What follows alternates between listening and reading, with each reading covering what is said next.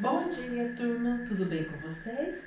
Iniciando as nossas aulas dessa semana, nós daremos continuidade aí na frente 2, para a gente finalizar ela, que é o último módulo, é esse 44, isomeria geométrica. Então, nós vimos nas aulas passadas as isomerias planas, né? O que é isomeria? É uma característica das substâncias, né, orgânicas, em que elas apresentam a mesma fórmula molecular, só que quando a gente vai, né, observar a estrutura delas, elas apresentam propriedades físicas, propriedades químicas diferentes. Tá? Ela apresenta apenas a mesma fórmula, né, molecular. Nós vimos então, né, que as isomerias, nós vimos aqueles 5 tipos lá, e agora nós vamos falar, né, da isomeria espacial, tá? Ou estereoisomeria. Por que isomeria espacial ou estereoisomeria? As isomerias espacial ou estereoisomeria, né, a gente vai observar as suas diferenças no espaço, por isso fala estéreo, né? Para a gente conseguir observar a diferença, a sua forma estrutural vai ser no espaço. Mas como que eu vou, né, observar isso se eu não tenho, né, o que a gente trabalha é com o caderno, é tudo plano, né? Eu não tenho ainda, né, uma tecnologia em 3D na escola. Então tem alguns detalhes que eu consigo observar nos compostos e classifico se tem essas estereoisomerias, isomeria espacial, tá? Então vamos lá. Então nós temos 2 tipos de isomerias, né, especiais, que é a isomeria geométrica, que é o que nós vamos falar, e temos a isomeria óptica, tá? Então nesse módulo 24, nós iremos falar da isomeria geométrica, também conhecida como cis-trans. Vocês já vão entender por que dessa denominação cis-trans. Então ela pode ocorrer de 2 maneiras: em compostos acíclicos, ou seja, de cadeia aberta, e em compostos cíclicos, de cadeia fechada. Os compostos acíclicos, primeiro, eu tenho que ter, né, uma cadeia aberta e tem que ser insaturada, tem que ter uma dupla ligação entre os carbonos ali para, né, é a primeira exigência para aquela composta apresentar a isomeria geométrica, ela tem que ter uma dupla entre os carbonos.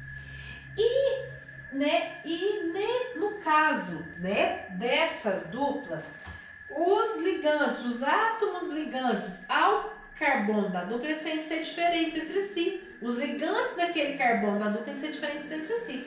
Ou seja, vamos pegar esse carbono aqui, número 2. Tem uma dupla, primeira coisa, eu tenho uma cadeia aberta, certo? Tem uma dupla entre os carbonos. Opa, pode ter isomeria geométrica. Vou analisar os ligantes pertencentes a esse carbono número 2 aqui. Aqui é um CH3, aqui é um H. Pode ter isomeria geométrica, eles são diferentes entre si. No outro carbono, CH3 e H. Então, eles são diferentes entre si. Não é comparando um com o outro, é comparando os mesmos ligantes de cada carbono pertencente à dupla.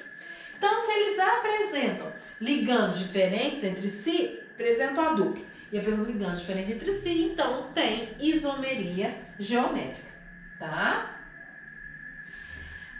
Então, olha aqui, ó, na apostila de vocês aí, ó, tem vários exemplos muito, né, muito bons, mostrando que não apresenta isomeria geométrica. Igual esse aqui, ó, bútil 2N, 1N. Olha lá, ó, o carbono da primeira, da dupla aí, ele tem 2 hidrogênios, então são iguais, então já não tem isomeria geométrica. O segundo aqui, ó, tem a dupla, certo? Só que lá, o CH2 são iguais. Os ligantes nesse carbono terceiro aí, nesse segundo carbono aí da dupla, são iguais. Então, também não apresenta isomeria geométrica. Então, os 2 carbonos têm que apresentar, os 2 da dupla têm que apresentar os seus 2, né, iguais. Então, por que apresentam isomeria geométrica? Mas por que acontece? Por que tem que ser com dupla? Quando nós temos uma ligação simples entre o carbono, o que acontece? Os ligantes, eles podem girar. Então, eles podem ficar em várias posições e ser o mesmo composto. Percebe-se que é os mesmos compostos. Então, por isso vocês lembram que a gente falava lá no início que a tetravalência, a valência daquele carbono é igual quando ele faz só ligação sigma, só ligação simples? Eu posso pôr hidrogênio, cloro, em cima, embaixo, né? Eu não preciso de ter essa ordem de colocar.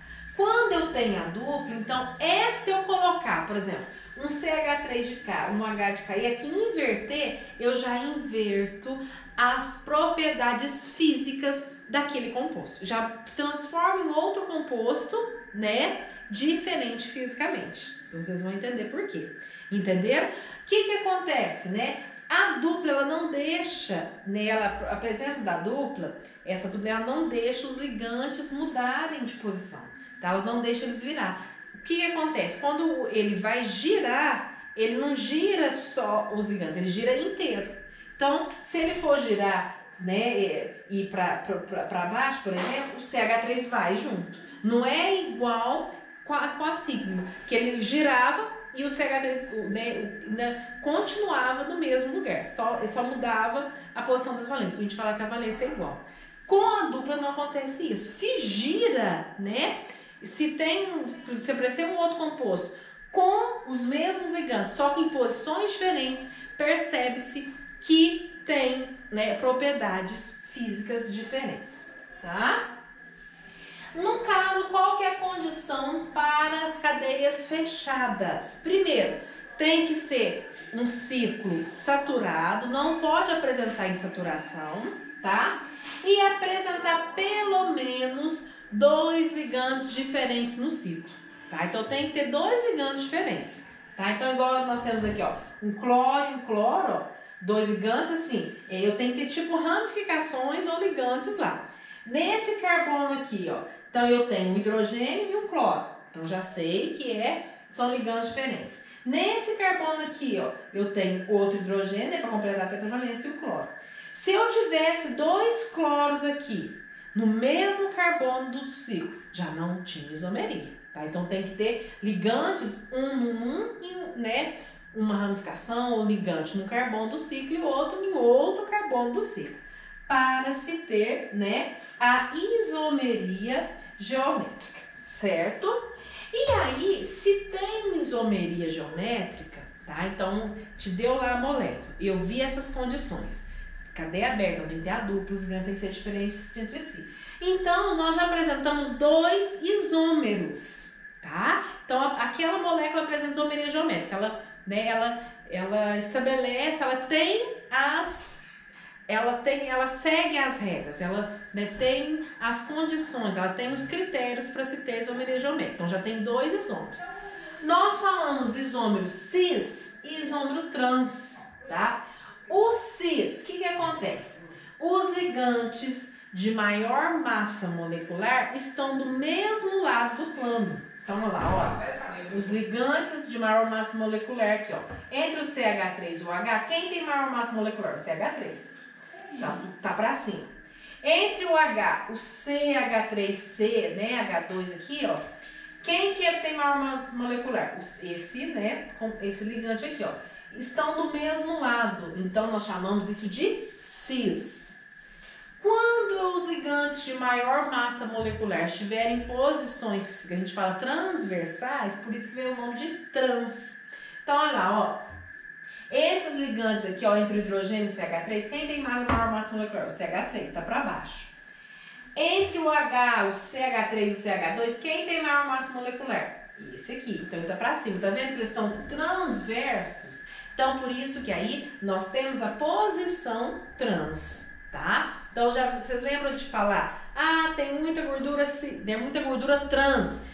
Né? E tal alimento não tem gordura trans. Depois nós vamos entender por que essa gordura trans é tão ruim. É justamente o que é o trans? É a posição dos ligantes ali na insaturação, tá? Aqui no ciclo também, ó, traçando um plano, se os ligantes de maior massa molecular estiverem no mesmo lado do plano, cis.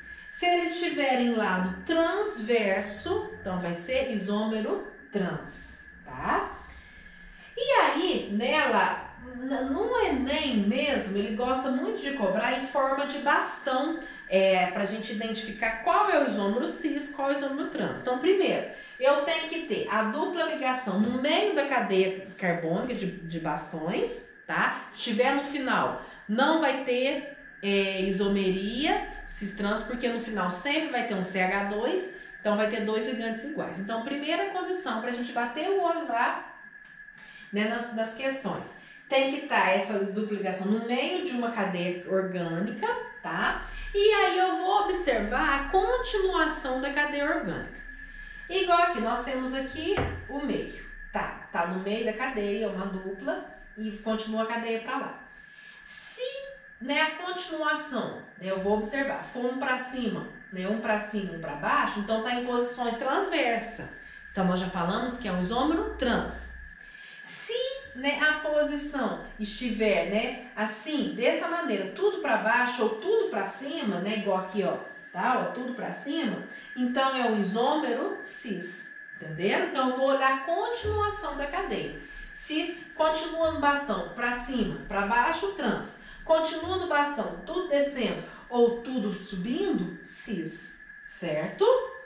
E aí tem uma outra denominação das isomerias geométricas, nós chamamos de Z e E, tá? O que acontece, o que é isso, Z e E? Quando a gente percebe, né, que num composto os ligantes são todos diferentes, se eu tenho pelo menos dois iguais, igual, né, a gente viu aqui, ó, aqui eu tenho o hidrogênio, então aqui eu tenho os cloros, ó, são iguais de um com o outro, então a gente fala cis-trans. Mas quando a gente tiver tudo diferente, igual a gente tem aqui, ó lá, ó, tudo diferente, tá vendo? O ligante, ó, tem um flúor, um hidrogênio, aqui eu tenho o iodo, um cloro, tá vendo? Então, ao invés da gente falar cis-trans, nós vamos falar Z e E, tá? Quando que vai ser isomeria, né, dita Z? Eu falo pra gente guardar Z, cis. Então, os ligantes de maior número atômico vão estar do mesmo lado do plano. Então, vamos olhar lá, né, igual aqui, ó. Então, entre o flúor e o hidrogênio, o flúor tem maior número atômico, é 9. Entre o iodo e o cloro, o iodo tem maior número atômico. Se eles estão do mesmo lado, nós dizemos que essa isomeria é a isomeria Z, tá? Agora, olha aqui a isomeria E.